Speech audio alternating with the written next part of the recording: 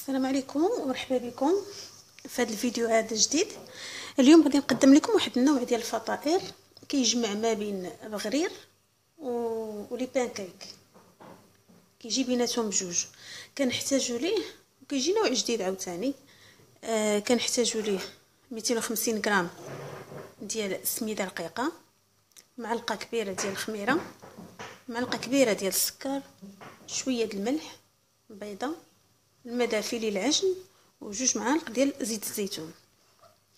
كنجمعوا هاد المكونات كلها هي كنخلطوها في الخلاط الكهربائي حتى كتولي عندنا واحد الكونسيستانس ديال بغرير، ما يكونش جاري ما يكونش ثقيل. وغادي نوريكم كيفاش كنطيبوه. ناخذ الخلاط الكهربائي كنديروا فيه السكر وكنديروا الملح، كنزيدوا جوج المعالق كبار ديال زيت الزيتون،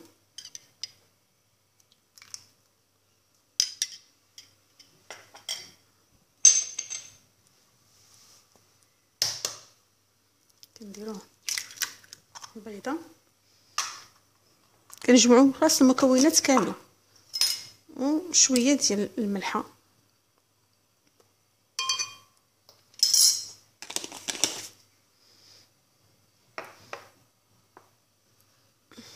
نزيدوا هاد 250 غرام ديال السميده رقيقه والماء. غندير واحد الكميه ديال الماء، والا احتاجينا نزيدو غادي نزيدو. الخليط ديالنا من بعد ما خدمناه مزيان تقريبا واحد 5 ديال الدقائق في الخلاط الكهربائي، كنديروه في واحد الاناء تنخليه يرتاح واحد 5 دقائق اخرى وتنبداو نطيبوه فيه. بالنسبه للطياب كنحتاجوا هاد المقله الثقيله اللي كنديروا فيها المسمن، هي فاش غادي نطيبوه. كندهنوها واحد شويه ديال الزيت، تنحطوا كميه صغيره من هذاك الخليط هنا،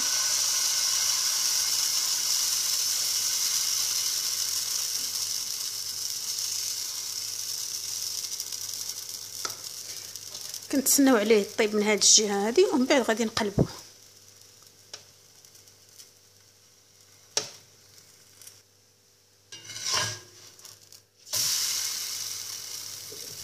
كيجي طيابو تقريبا بحال بانكيك، غير هذا ما درناش فيه الحليب، معجون غير بالماء.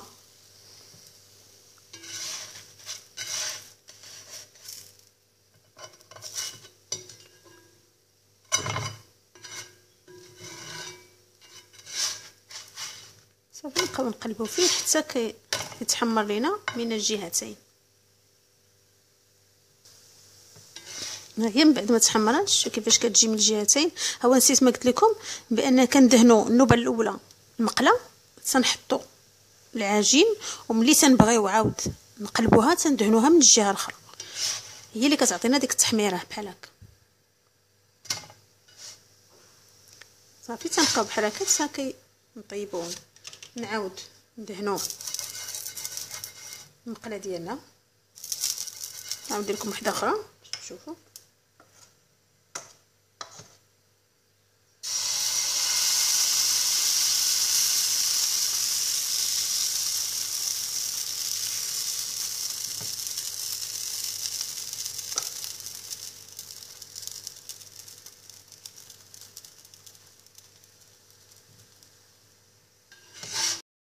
ها هو الفطائر ديالنا كيفاش كيجي زوين، وباش ما خليناه يخمر كيجي زوين. شتي واش كيجي مثقب من الفوق بحال البغرير. ها هو طيب من جوج ديال الجهات. تنقدموه مع الزبده والعسل، ولا بغينا نديرو غير زيت الزيتون نديروه، كيجيو رطبين وهشاش بالصحه والراحه. نتمنى تجربوه ان شاء الله، واللي عجباتو هذا الفيديو عاود يدير جيم ويشارك معايا في القناه ديالي. دائما كما كنقول لكم الوصفات التقليديه والمزيد من الفيديوهات الجديده بالصحه والراحه.